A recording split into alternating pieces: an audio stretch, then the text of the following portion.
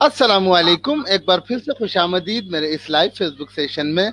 मैं हूं मोहम्मद इमरान, इंटरव्यू वाला। और आज की इस वक्त की जो मेरे प्रोग्राम की गेस्ट हैं, बहुत ही ज़बरदस्त किस्म की कमाल शख्सियत रहीन फातिमा, जिनकी उम्र माशाल्लाह 12 साल है, लेकिन ये अपनी उम्र से कहीं ज़्यादा माशाल्लाह मैच्योर हैं और बहुत बड़ी बड़ी बातें भी करती हैं, बहुत अच्छा बोलती भी हैं और बहुत सारे लोगों के साथ बराह रास्त बातचीत भी करती हैं और उनके इंटरव्यूज भी करती हैं।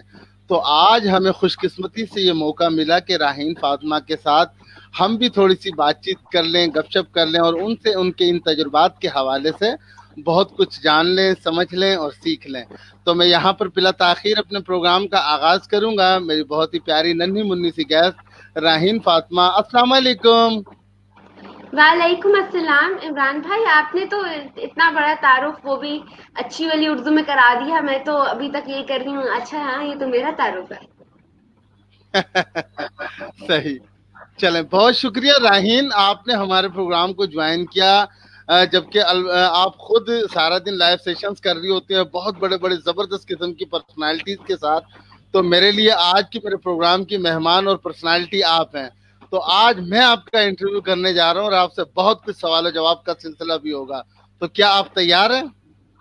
बिल्कुल। और मैंने असल में बहुत ज्यादा यहाँ पे जो अब्बास कह रहे हैं, और बहुत सारे मैंने ये सुना है कि मैं पाकिस्तान की अगली प्राइम मिनिस्टर होंगी। अगली तो नहीं, लेकिन फ्यूचर में they are wanting to see me as the prime minister.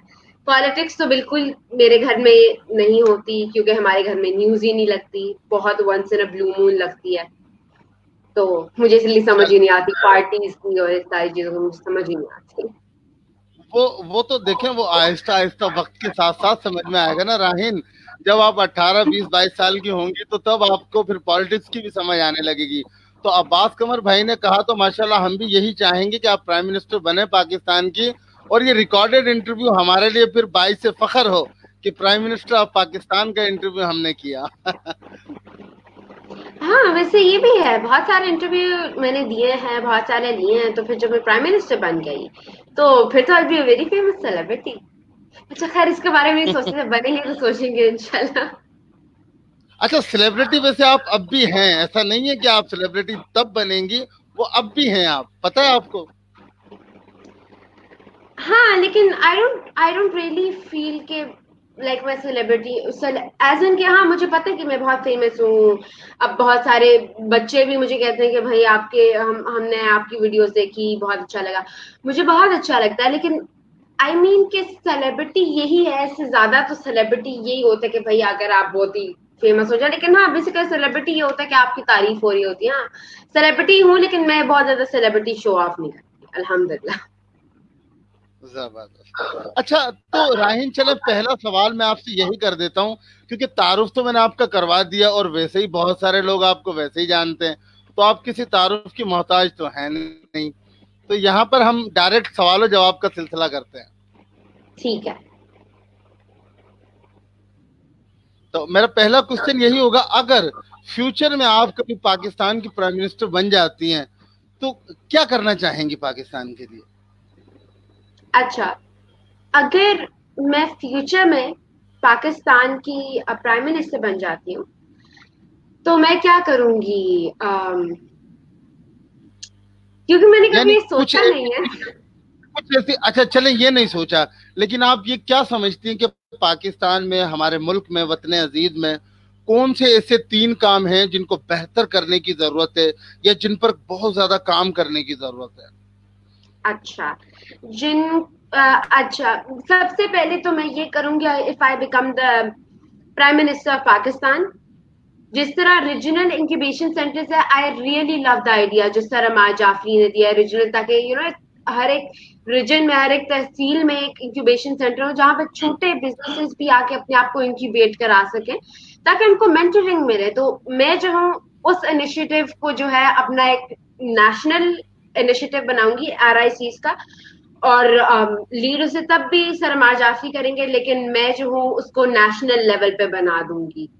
मैं PTV को इम्प्रूव करूंगी, बिकॉज PTV ये है कि अब जो हम के ड्रामाज हैं वो PTV पे चल रहे होते हैं। तो PTV का जो प्रोडक्शन, जिस तरह मैसिव प्रोडक्शन होती थी मेरे अब्बा के बचपन में, मेरे अप्पा के बचपन में जो होती थी, आई थिंक वो पाकिस्तान नेशनल टीवी है वो, और उसकी वो पहचान होनी चाहिए। तो अभी भी वो है, no doubt, but I think उसको जो है इम्प्रूवमेंट की बहुत जरूरत है। और last but not the least, मैं गवर्नमेंट स्कूल में इन्वेस्ट करूंगी, even if I have to take out the fund money from another thing, I will invest, because मैं बकायदा जाके देख चुकी हूँ, और वो इतना पेनफुल होता है कि इतना होता है कि क्लासरूम इतनी गंदी होती है, डेस्क के ऊपर सारा गंद होता है, लेकिन एजुकेशन आई थिंक बहुत इंपॉर्टेंट है। तो आई थिंक एजुकेशन पे बहुत ज्यादा करती हूँ, और मैं वास्ट वैरायटी ऑफ सब्जेक्ट्स रख देती। अगर किसी ने जो है ये होता कि बहुत सारे सब्जेक्ट्स की आपके पास वाइड रेंज हो सकती है, आपके पास फैशन हो सकता है, आपके पास बहुत सारे जो है सब्जेक्ट्स होते हैं, ताकि यू नो एक वर्सेटिलिटी आती है हमारी कम्युनिटी में। हर कोई मतलब कहते हैं जहां देखो तो डॉक्टर या इंजीनियर या इस तरह नहीं फिर रहे होते, बहुत वर्सेटाइल होता है। फैशन डिजाइनर्स का भी इतने ही होते जितने हमारे पास आर्टिस्ट होते या डॉक्टर होते या इंजीनियर्स होते। तो आई थिंक गुड शेयर बन जाता हमारे आर्टिस्ट लोगों का भी, अगर हमारे सर सब्जेक्ट। जबरदस्त। And what about IT? IT देखें, जब तक I will be old enough, even अगर अगले 6 साल में 18 साल की, तो मुझे होना पड़ेगा, I need to have an ID card when I become a prime minister. But अगले 6 साल में अब देखिए यहाँ पे बहुत सारी चीजें हो सकती है जो पहले बंदा इमेजिन भी नहीं कर सकता। और फ्रैंकली स्पीकिंग अभी even I have problem catching up कि कितनी ज्यादा टेक्नोलॉजी आ रही है, बहुत ज्यादा चीजें बस आती जा रही हैं।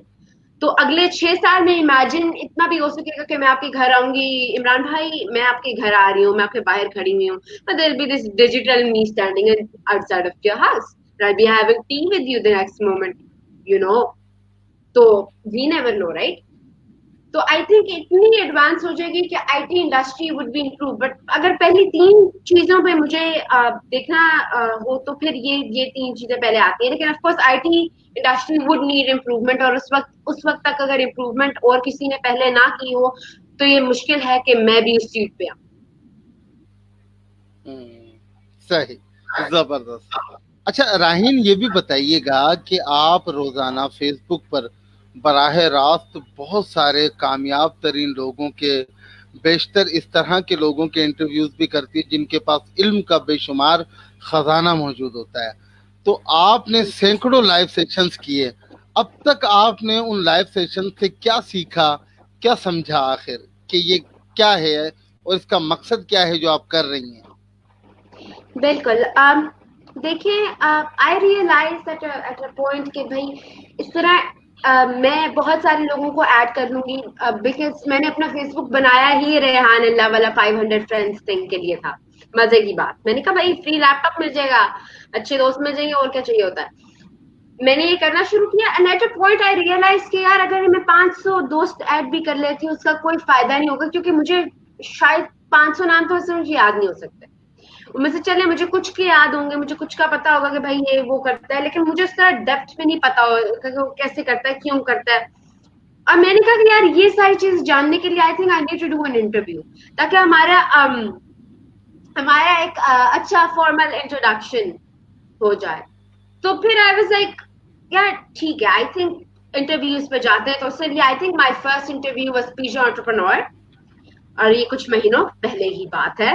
और पीजी एंटरप्रेन्योर से from leaky to lot of other people, और फिर इसके बाद आई केप्ट मूविंग ऑन। और क्या फिर मैं स्ट्रीम ऐप पे शिफ्ट हो गई थी फ्रॉम रिकॉर्डेड इंटरव्यूज, और या फिर उसके बाद अब I don't think so except Sunday usually मेरा कोई सेशन नहीं होता, लाइक कोई सेशन लाइव सेशन नहीं होता, रिकॉर्डेड हो सकते हैं। लेकिन उसके अलावा every day of the week there needs to be one session. आज I interviewed Sajiruddin Khalifa, which I was wanted to interview for a very long time because मैं बचपन से देख रही हूँ him on TV. जबरदस्त। अच्छा तो राहीन, यहाँ पर एक सवाल और भी इंतहाई अहमियत का हामिल है मेरी नजर में।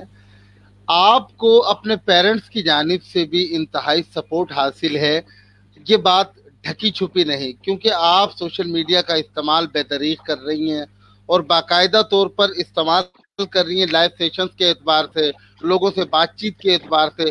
अपने पेरेंट्स के बारे में क्या कहेंगी? अच्छा, अगर अभी मैं 12 साल की, at the end of the day I am a बच्ची, राइट? मैं एक बच्ची हूँ, मैं 12 साल की हूँ, और अगर मुझे ये खुद फिगर आउट करना होता तो लाइक एवरी अदर पर्सन, मैं भी ये कोई 20-22 साल में मुझे समझ आनी थी इस बात की, और जब मुझे रियलाइज होता तो मुझे करते करते मैं जो हूँ अपने 30s में पहुंच जाती और फिर I will be like every person on the earth. लेकिन ये सब आई थिंक कि my thank you so much Abbas. Well, think over what you just said, okay? लेकिन तो आई थिंक ये सारा मेरे पेरेंट्स का हाथ है, because at a certain point उन्होंने ये रियलाइज किया था कि इसके ये बहुत बातें करती है, क्लास में भी बहुत बातें करती हूँ, लेकिन मेरी कम्युनिकेशन ही स्ट्रांग थी, और उन्होंने ये रियलाइज किया, and I am very thankful to them कि उन्होंने ही ये सब कुछ जो है अभी जो मैं हमारे यहाँ जो कहते हैं जो फेम मिल रही है, मुझे बहुत सारे लोग इंटरव्यू कर रहे हैं, मैं इंटरव्यू कर रही हूँ, ये it's all because of them. And अभी जो आपने कमेंट इससे पहले शो किया था, that Sadia Imtiaz comment, that was my mom. So best of luck बेटा, that was my mom and this is my childhood picture. ये मेरी बचपन की पिक्चर। तो चले, ऐसे मौके पर पेरेंट्स के हवाले से सवाल, तो क्या कहेंगी मम्मा के बारे में live?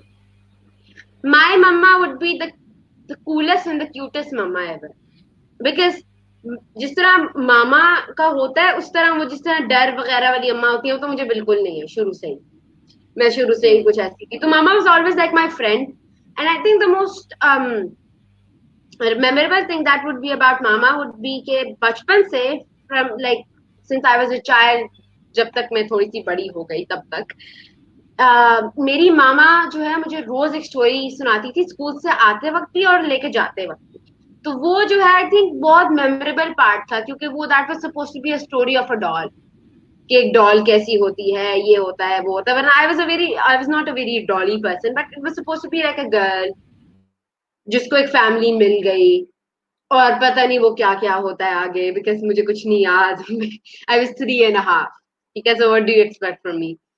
Lekin I think Mama and Baba both have played a very big role in my life, because at the end of the day, they're my parents.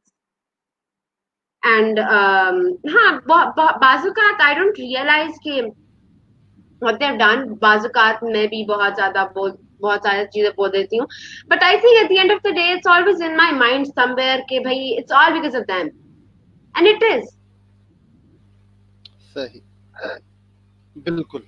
अच्छा राहीन, थोड़ा सा ये भी बताइएगा, आपको नहीं लगता आप अपनी उम्र के लिहाज से कहीं ज्यादा मैच्योर हैं? क्योंकि आपकी उम्र के बच्चे वो बहुत ज्यादा शाय होते हैं, वो लोगों से वैसे ही बातचीत करने में थोड़ा सा कतराते हैं, झिझक का शिकार होते हैं। तो आप तो बाकायदा सोशल मीडिया पर कैमरे के सामने आकर बातचीत करती हैं, और बड़े ही मतलब मुतमईन किस्म के अंदाज से।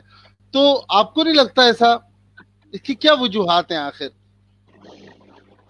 मुझे लगता है, और पहले तो मुझे काफी फील हुआ था कि भाई इस तरह मेरी कोई फ्रेंड तो नहीं इस तरह करी, और काफी बचपन से मैं जो क्लास में मैं अगर मैं बच्चों के क्राउड में होती तो मैं हमेशा स्टैंड आउट करती थी। वो मेरी क्लोथिंग भी होती थी, वो मेरी पर्सनैलिटी भी होती थी। तो मेरी क्लोथिंग भी शुरू से बहुत जो है डिफरेंट था, फंकी था, और so everything I think about me was very different than other. लेकिन आई थिंक कि ये है, और ये मैं सारे पेरेंट्स को भी कहना चाहूंगी, और मैं बच्चों को भी कहना चाहूंगी कि अब बच्चे इसलिए नहीं बात करते क्योंकि उनको लगता है कि वो अपने कंफर्ट जोन से बाहर निकलेंगे, वो किसी से बात करेंगे तो वो कैसा होगा। मैं अगर अपने कंफर्ट जोन से बाहर ना होती तो इस वक्त प्रोबेबली मैं या तो बैठ के कोई फिल्म देख रही होती, या तो मैं सो रही हूँ। ये दो चीजें हैं। अब लिटरली कोई भी इस वक्त जागा नहीं होगा जो मेरी एज का होगा, बहुत सारे बच्चे सो रहे होंगे। लेकिन आई थिंक कि हमें अपने बच्चों को जो है एक कंफर्ट जोन से बाहर निकालना चाहिए, उनको even if you have to push them out of their comfort zone, do that, क्योंकि I think it's worth it. क्योंकि comfort zone ये ऐसी चीज है जो आपको ब्रेक करते हुए, अगर आप यूनिवर्सिटी के लेवल पे ब्रेक करोगे तो ट्रस्ट मी, फिर वो आप में मुझे एक आपका आता है ना एक एक्स फैक्टर जो आपका होता है एक्सपीरियंस, वो नहीं हो। अभी आपको हर चीज के लिए ना अपनी एक थिन सी लाइन होती है, इसको क्रॉस करना पड़ता है, दैट्स कंफर्ट जोन। अभी अगर मैं नॉर्मल बैठी होती तो अभी तो मैं अपने नाइट सूट में आराम से बैठी हुई होती, राइट? अगर वैसे होता तो I would have my hair tied up in a bun, I won't be sitting here, मैं तो मोबाइल पे आराम से बैठ के इमरान भाई से बात कर रही होती। But sometimes you need to get out of your comfort zone, right? I need to wear proper clothes, have a proper camera set, क्योंकि आई थिंक कि इट्स इम्पोर्टेंट, किसी से बात करना इम्पोर्टेंट है, और कभी कभार एक छोटी सी conversation can, trust me, make a big difference. और जितना मेरी लाइफ में इसने बनाया, आई डोंट थिंक सो बहुत सारे 12 ईयर ओल्ड के लाइफ में ये डिफरेंस बनता होगा। क्योंकि मैंने एक छोटी कॉन्वर्सेशन की थी, मुझे स्टैंड अप कॉमेडियन, एक वो फिल्म एक्टर थे, वैसे थिएटर भी करते थे, तो he was an actor, he was basically a media person. और मैंने फहीम भाई का नाम, फहीम आजम का नाम है, मैंने उनसे एक छोटी सी बातचीत की, अस्सलाम वालेकुम जी, मैं इस तरह हूँ, मेरे परफॉर्मेंस पे आए हुए थे। हार्डली हमारी कोई 10 मिनट की बात हुई, और 10 मिनट के बाद हम लोगों के नंबर एक्सचेंज हो गए। और पिछले साल इसी वक्त 3rd में, एक्चुअली 2nd मई को मैंने उनको कॉल की कि फहीम भाई आपका एक शो हो रहा है, और वो है नेशनल इंक्यूबेशन सेंटर में, जहाँ पे बिजनेसेस इंक्यूबेट होते हैं, ट्रेनिंग होती है, तो भाई मैंने भी ज्वाइन करना है, मैंने भी करना है। मैं सिर्फ 11 साल की थी, तो उन्होंने कहा यार ठीक है यार, I heard your performance, you have a very good performance, हाँ वी हैव टॉक्ड, ठीक है करते हैं, good, you're in for the program। और मैंने प्रिपेयर किया। अब आई वाज ओपनिंग, और उसी कॉमेडी के थ्रू, उन जोक्स के through, I actually convince the project director and the manager of the national incubation centre Islamabad कि मुझ 11 साल की बच्ची को अपना बिजनेस इंक्यूबेट करने दे, मुझे अप्लाई करने दे, क्योंकि 18 साल का आपको होना पड़ता है, एक प्रॉपर क्वालिफिकेशन होनी चाहिए आपके पास। और उन्होंने कहा ठीक है यार, I think you are talented enough and good, go for it. And that simple yes and that conversation that was a few months back has changed my life tremendously. क्योंकि वहां पे मुझे पिचिंग का पता चला, मुझे पिच टेक का पता चला, मुझे टेक्नोलॉजी का पता चला, वरना इतना था कि मैं अपने अब्बा के लैपटॉप पे बाबा ये क्या होता है करती होती थी, एंड कहाँ I am making my own interviews and stuff. तो आई थिंक कि कंफर्ट जोन से जब तक आप बाहर नहीं निकलते तब तक कुछ नहीं होगा। और कंफर्ट जोन में हमारे फ्रेंड्स होते हैं, क्योंकि हम उनसे रोज बात करते हैं, हमारे पेरेंट्स होते हैं, हमारे कुछ फैमिली मेंबर्स होते हैं। लेकिन अगर पेरेंट्स की ये जॉब है कि उनको ये ना कहे कि भाई, बहुत मेहमानों के सामने शायद आपने भी देखा होगा, नहीं मेरी बेटी बहुत शाय है, शाय नहीं है, आपकी बेटी शाय भी है ना, तो आपको कहने की जरूरत नहीं होती, आप उनसे आंटी से बात करें, आंटी से बात करेंगी, she'll get out of her comfort zone, the next time she'll do it automatically and then she keep doing it। इतना कि I remember anybody who used to come to my house, I used to annoy them so much। मैं बैठ जाती थी, अपनी किताबें लाती थी, और मैं उनको पूरा अपना सुनाती थी, पता नहीं क्या क्या जो है मेरे, because I always had story books and animal books and picture books, तो इस तरह की चीजें मैं पूरा दिन उनको बैठ के सुनाती थी, although they were annoyed, बच्ची आके annoy कर रही है। बट उसने कहा कि हाँ चलो ठीक है यार, ये अंकल तो कोई बात नहीं, चलो ये भी अंकल अच्छे होंगे, इनसे भी बात कर लेते हैं। और आगे इसी तरह आई थिंक बात होती रही, और बातों ही बातों में ये सब कुछ हो गया। सही, जबरदस्त, माशाल्लाह। अच्छा, जफरुल्लाह भुट्टो साहब फ्रॉम अमेरिका, वो लिखते हैं कि Raheen, as you are stand up comedian, please tell us live joke. अच्छा, लाइव जोक्स, अब क्योंकि मैं तो बड़ी आउट ऑफ प्रैक्टिस हो गई हूँ, but still I remember most of my comedy, क्योंकि आई हैवंट परफॉर्म्ड सिंस फरवरी, तो मैं जो हूँ बहुत वार्म अप नहीं हुई, लेकिन मैं अभी आपको सुनाती हूँ माय कॉमेडी। मेरा एक मसला है, वो ये कि मेरी अम्मा पंजाबी, अब्बा उर्दू स्पीकिंग, और मैं, जैसे कि आपको पता ही लग गया होगा, इंग्लिश मीडियम में। हम तीनों के दरमियान बहुत बड़ा कम्युनिकेशन गैप है, हम तीनों को एक दूसरे की जुबान समझ आती है पर बोलनी नहीं आती। मैं अब्बा के सीक्रेट्स अम्मा को और अम्मा के सीक्रेट जाके दादी को बताती हूँ, और इसी तरह मैं अपनी पूरी फैमिली को ब्लैकमेल करती हूँ। और इसी वजह से मुझे मेरी फैमिली में मिनी फफे कुटनी कहा जाता है। अब खुद देखिए, मैं और मिनी फफे कुटनी रखती हूँ नहीं ना, दा। तो मेरे अम्मा और अब्बा दोनों की लव मैरिज हुई, और उसके बाद मेरे खानदान के सारे नौजवानों को लव और मैरिज दोनों से ही नफरत हो गई थी। तो यहाँ पे मैं एक बात बताती चलूं कि जब मेरी अम्मा नॉर्मल बोलती हैं तो पड़ोसी सुनते हैं, जब वो जरा ऊंचा बोलती हैं तो पूरा मोहल्ला सुनता है, लेकिन जब वो गुस्से में बोलती हैं तो एज 11 से मेरी नानी की आवाज आती है, जे कीजिए लीजिए लव भी कहती है ते जीवन दे नाल वाले कबर तो मेरे नाने दी आवाज आंदी है, तू जीवन देता सी। तो मेरी मामा को उनकी शादी से पहले रोला कहते थे घर वाले प्यार से। जब मेरे अब्बा रिश्ता लेके गए तो नाना वो दिल ही दिल में खुश हो रहे थे, और उन्होंने दिल में कहा अल्लाह दा लख लख शुक्र है साडा रोला ते मुकिया।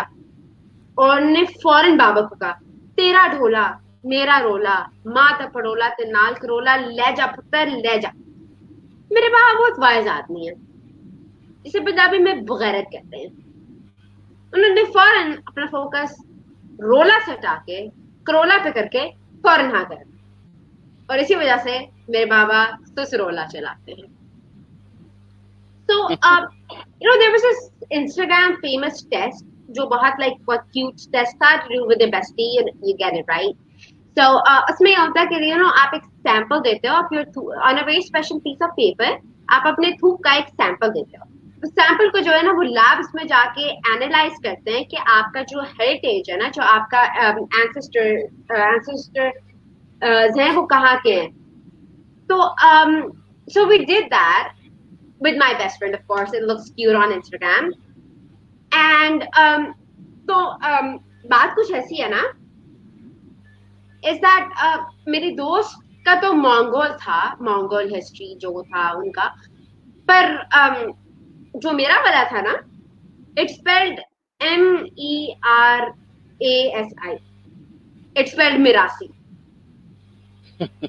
I went to my dad. मुझे कुछ समझ नहीं आ रही थी, मेरी इंस्टाग्राम लाइव पर बेइज्जती हो चुकी थी, और मैं बाबा के पास गई। मैंने कहा व्हाट्स दिस बाबा, this is I don't understand.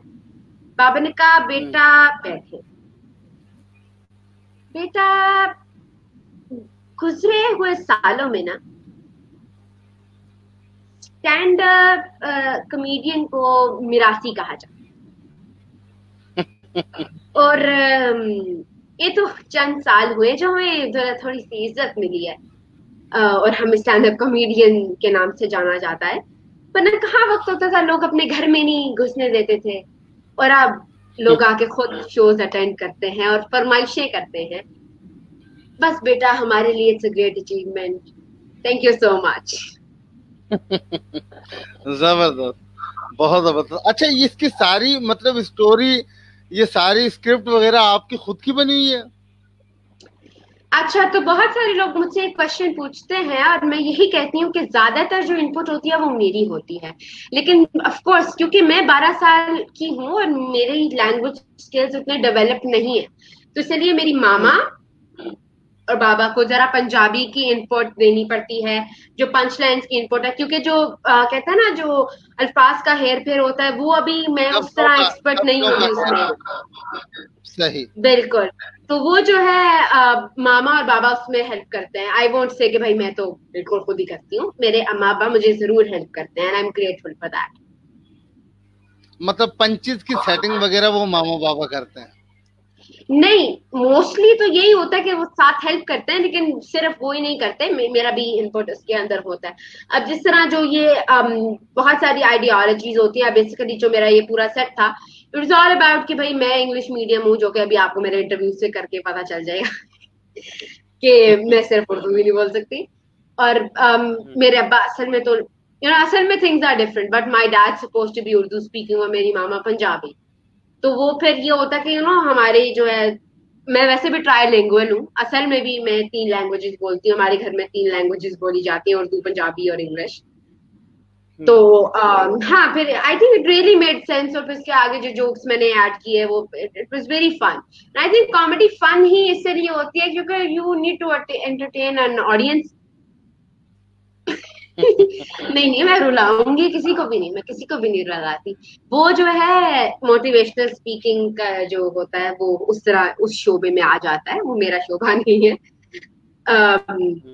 लेकिन हाँ बिल्कुल इसी तरह ट्राइलिंगुअल है, तो इसलिए आई थिंक बहुत सारी चीजें जो है रिलेट करती हैं अपनी पर्सनल स्टोरी से। सही। अच्छा राहिन, थोड़ा सा ये भी बताइएगा, गुज़िश्ता 8 माह पहले आपने इस्लामाबाद लिफ्ट कॉन्फ्रेंस में भी शिरकत की। वहां पर खुशकिस्मती से मैं मौजूद था, लेकिन बदकिस्मती से हमारी मुलाकात ना हो सकी। तो मुझे खुद नहीं आता कौन से महीने में वो कॉन्फ्रेंस हुई है, मुझे वो भी भूल गया। नवंबर नवंबर 12 और समथिंग ना। हाँ, नवंबर 2019। तो आप वहां पर मौजूद थी, लेकिन जैसे कि मैं भी वहां पर मौजूद था इस्लामाबाद लिफ्ट कॉन्फ्रेंस में। वहां पर दुनिया के बहुत सारे कामयाब तरीन लोग वहां पर मौजूद थे, बहुत सारे स्टार्टअप्स भी थे, और इन 3-4 दिनों में मैं तो खैर प्रॉपर वहां पर मौजूद था। आपका मुझे नहीं पता आप कितने दिन वहां पर आई, किस तरह से। तो बहरहाल आप वहां पर गई थी क्योंकि मैंने आपकी कुछ तस्वीर देखी थी। तो आपका ये तजुर्बा कैसा रहा राहिन? बहुत सारे लोगों से आप मिली होंगी, फॉरेनर से भी मिली होंगी, आप पाकिस्तानियों से भी मिली होंगी, रेहान अल्लाह वाला साहब से भी मिली होंगी। उनके साथ तो खैर वैसी तस्वीरें आपकी मैंने देखी थी। जी अच्छा, तो वो मेरी और सर रेहान की आई थिंक पहली मुलाकात थी। हम एक दिन में 2 दफा मिले थे। वो ये था क्योंकि उसी आपको याद होगा कि तो आप गए थे, तो मैं 2 दिन गई थी। लेकिन एक दिन जो है साथ स्टार्टअप वीकेंड, स्टार्टअप ग्राइंड का हो रहा था। वो स्टार्टअप ग्राइंड का जो था वो अलग हो रहा था। तो वो जो है दोनों एक ही दिन पे थे। आई थिंक वो पार्क चाइना सेंटर में हो रहा था। तो मैं पहले उनसे उधर मिली, हमारी बातचीत हुई मेरे स्टार्टअप के ऊपर, और फिर उसके बाद जो है मैं चली गई। उनको फिर उसके बाद पता चला कि हम स्टैंड अप कॉमेडियन, तो वो बहुत इंटरेस्टिंग रहा। और मैं फिर उसके बाद बिल्कुल उनसे मिलने के बिल्कुल बाद मैं चली गई थी टू लिफ्ट। और आई थिंक लिफ्ट कॉन्फ्रेंस जो सर रेहान अल्लाह वाला उनका जो सेशन था उसमें the power of social media, जिसपे मैंने परफॉर्म किया था, जिसपे वैसे कहते हैं मेरा लूट लिया था मैंने समाओ। बहुत सारी जो ऑडियंस बैठी हुई थी उनको भी उन्होंने जब मैंने सवाल किया तो उनको पता लगा, हाँ यार तो स्टैंड अप कॉमेडियन है, आओ तुम स्टेज पे और हमें स्टैंड अप कॉमेडी सुनाओ। मैंने बहुत सारी चीजें रिलेट कर दी सोशल मीडिया से और कॉमेडी में, क्योंकि मैं बहुत सारी जो जगह पे जो अपॉर्चुनिटी होती है उसके लिए मैं रिलेटेबल बनाती हूँ उस जगह से। और जब मैंने वो किया तो all of them amazed, I got very good audience response. और अब उसके बाद बाहर बहुत सारे लोग मिलना शुरू हुए। पहली दफा किसी ने मुझे सेलिब्रिटी समझ के मेरे साथ पिक्चर्स ली। उस दिन बस मैं हवाओं में थी, और इस तरह बहुत बहुत मजा आया। और उधर से ऐसा कि यार सोशल मीडिया, बिकॉज अभी मेरे हाथ से मेरे पास इंस्टाग्राम भी नहीं था। इंस्टाग्राम था लेकिन फेसबुक नहीं था। फेसबुक तो नहीं था, इतना मुझे याद है। मुझे अब उनका 500 अपॉर्चुनिटी 500 फ्रेंड्स वाली का पता चला, तो फिर मैंने फेसबुक बनाया था। और आई थिंक उस कॉन्फ्रेंस के बाद ही मेरा जो है ये फेसबुक का जो सब कुछ है वो शुरू हुआ। और फेसबुक से ही मुझे ज्यादा फॉलोअर्स मिले, बिकॉज एक जब आप लाइव कहीं जाते हो तो एक एक नंबर तक, एक स्पेसिफिक नंबर तक आपके पास एक फॉलोइंग आ सकती है, ज्यादा नहीं आ सकती। सही, जबरदस्त। तो राहिन माशाल्लाह बहुत अच्छा लगा आपसे बात करके, लेकिन प्रोग्राम के आखिर में जाते जाते एक सवाल और पूछूंगा आपसे। बिल्कुल। आपने अपने इंट्रो में लव्स एंटरप्रेन्योर लिखा हुआ है, आपकी प्रोफाइल पर भी अपडेट है। आप इस लफ्ज एंटरप्रेन्योर की अहमियत और इसकी गहराई को क्या समझती हैं इस उम्र में? I have been exposed to entrepreneurship for about exactly a year now. Well, actually more than a year, लेकिन फिर भी तो because मैंने जो है इसको मैंने पहले इसका एक बूट कैंप लिया और मुझे लगा एंटरप्रेन्योरशिप इज समथिंग गुड। मैं एंटरप्रेन्योरशिप तब भी करती थी जब मुझे इस लफ्ज का पता भी नहीं था। और मैंने बहुत ज्यादा इनफॉर्मल वेंचर्स किए हैं इन द सेंस कि जब मुझे पता नहीं था एंटरप्रेन्योरशिप है और मैं एंटरप्रेन्योरशिप कर भी रही हूँ। I was doing it for fun. और मजे की बात मैं अब शेयर करना चाहूंगी। अब काफी लोगों को ये पता है लेकिन बहुत सारे लोगों को अभी भी नहीं पता। इसके मैं जो हूँ ऑलमोस्ट एक्सपेल हो गई थी अपनी एंटरप्रेन्योरशिप के लिए, अपने एंटरप्रेन्योरशिप स्पिरिट के लिए। मुझे तकरीबन स्कूल से निकाला गया था। वो ये था कि मैं 5th ग्रेड में थी। मुझे स्लाइम जो था बच्चों का, जो स्लाइम गुई गुई अब मुझे बहुत गंदा लगता है, वो जो जब नया नया आया था तो मुझे था कि यार मैंने ये बनाना है। फिर मैंने कहा यार चले आज सीखते हैं। मैंने इंटरनेट खोला, सब नई नई आया हुआ था तो मैंने नया सीख लिया। मैंने एक दिन गई, एक सैंपल बनाया, ऑर्डर्स लिए और मैं अगले दिन घर गई। अब्बा की शेविंग क्रीम, पता नहीं कौन कौन सा सोल्यूशन डाल के ऐसे पूरा जो है ना, मैंने एक लिटर जिसमें बेकिंग करते हैं बड़ा सा था, उसके अंदर मैं यूं करके बना रही थी। मैंने बना लिया, मैं अगले दिन लेके अच्छा समझा ना, मैंने कुछ तो आई वाज सक्सेसफुल जो मैंने बेच दिया। साथ ही उधर ऑर्डर हो गया, मनी ले ली। लेकिन अब उधर कहीं ना मेरी टीचर ने देख लिया मुझे कि I was taking money and I was giving out something. अब उधर मेरी teacher thought it was all very fishy. तो अब वो गई और मुझे क्लास से वो निकाला और बाहर वो मुझे वेट करानी है, मुझसे पूछती है सवालों जवाब कि भाई ये क्या हो रहा है, ये क्यों हो रहा है, यहाँ पे आप मार्केटिंग एक्टिविटी करिए। मुझे हेडमिस्ट्रेस के ऑफिस से गई और इस वक्त तक मुझे था कि भाई ये तो मेरा शौक था, ये पता नहीं क्या हो गया, मुझे स्कूल से निकाल देंगे, मैं क्या करूंगी। लेकिन आज स्कूल आज इवन यार मुझे निकाल दें तो मतलब मेरी इसमें कोई गलती नहीं थी। मैं आई was doing the right thing. They could have told कि नहीं यार ये नहीं कर, बिकॉज मेरा था कि यार this should be allowed. I'm just selling, I'm just taking money in front of teachers. लेकिन अब मेरी हेडमिस्ट्रेस was like नहीं भाई this is not possible. I'm thinking कि भाई we might need to expel you from the school. और फिर जब expel from the school था तो तब तो मुझे ज्यादा ही ऐसे दिल का था कि भाई ये क्या हो रहा है मेरे साथ। मैं तो छोटा मोटा एंटरप्रेन्योरियल मुझे स्पिरिट था, ये तो बहुत बड़ी चीज हो गई है। But you're like, nahi, actually, it's better that, you stay in the school, but never ever try doing this again. Was mein thoda sa, and I study in the city school, though, of course, they speak English like that. So, so like, never ever try doing this again, okay?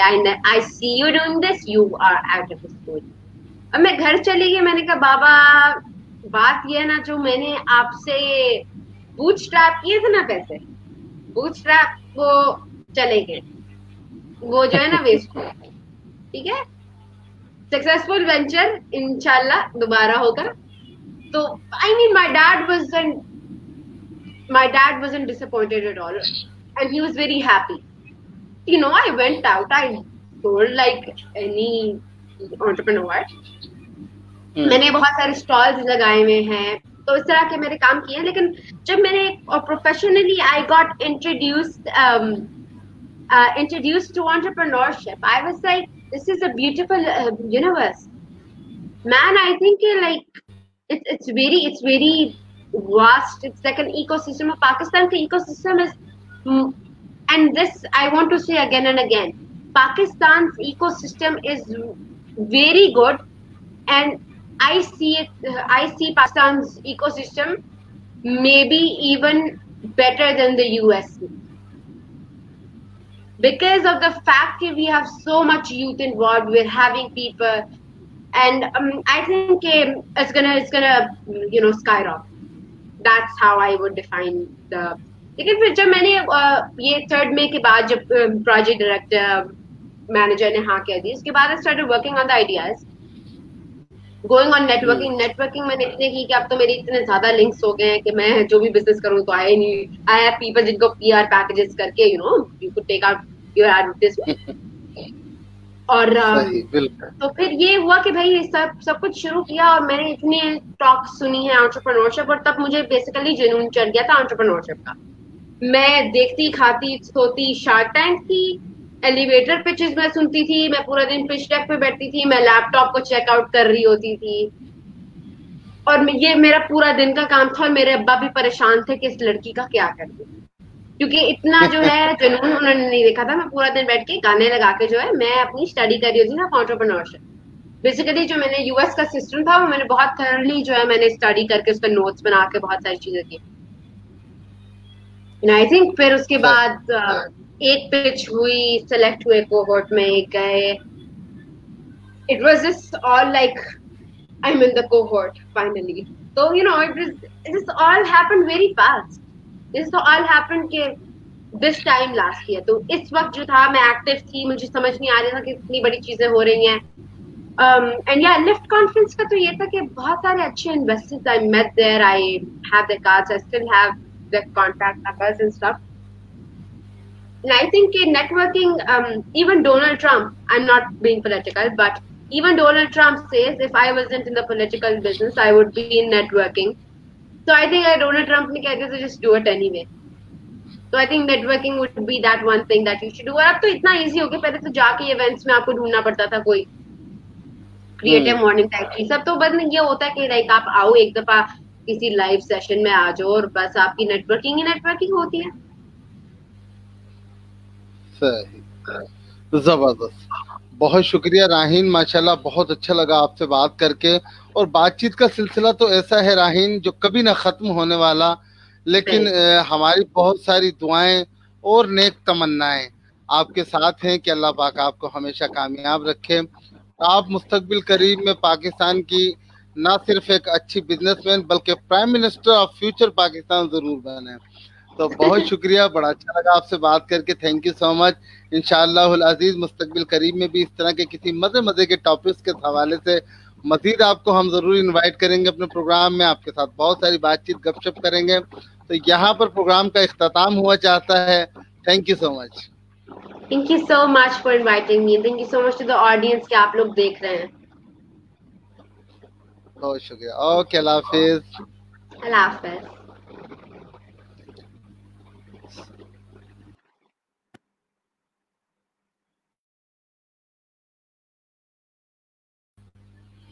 जी, साथ साथ तमाम तक देखने वाले Nadreen का भी बहुत शुक्रिया, जैसे कि जफरुल्लाह भुट्टो साहब फ्राम अमेरिका, अब्बास कमर साहब और बहुत सारे लोग हमारे साथ मौजूद थे जिन्होंने हमारे प्रोग्राम को बाकायदा लाइव देखा। और मोहतरमा सादिया इम्तियाज, माशाल्लाह आपको तो मैं सल्यूट करना चाहूँगा, क्योंकि आपकी बेटी माशाल्लाह बहुत मल्टी टैलेंटेड है और आपने बाकायदा उसकी तरबियत और परवरिश में यकीनन किसी किस्म की कोई कमी नहीं छोड़ी, तभी माशाल्लाह आज वो इतनी टैलेंटेड है। और साथ साथ मरियम अजीज चौहान का भी बहुत शुक्रिया, वो भी हमारे साथ प्रोग्राम में जुड़ी हुई थी। और उन देखने वाले तमाम नाज़रीन का भी मैं इंतहाई मशकूर हूँ जो हमारे इस सेशन को रिकॉर्डेड देखते हैं और अपने मोहब्बत भरे पैगाम से वक्तन फ़वक्तन हमें आगाह भी करते हैं। तो इंशाअल्लाह अज़ीज़ मुझे दीजिएगा इजाज़त, मिलते हैं किसी नेक्स्ट सेशन में किसी नए मेहमान के साथ। तब तक के लिए अल्लाह हाफ़िज़।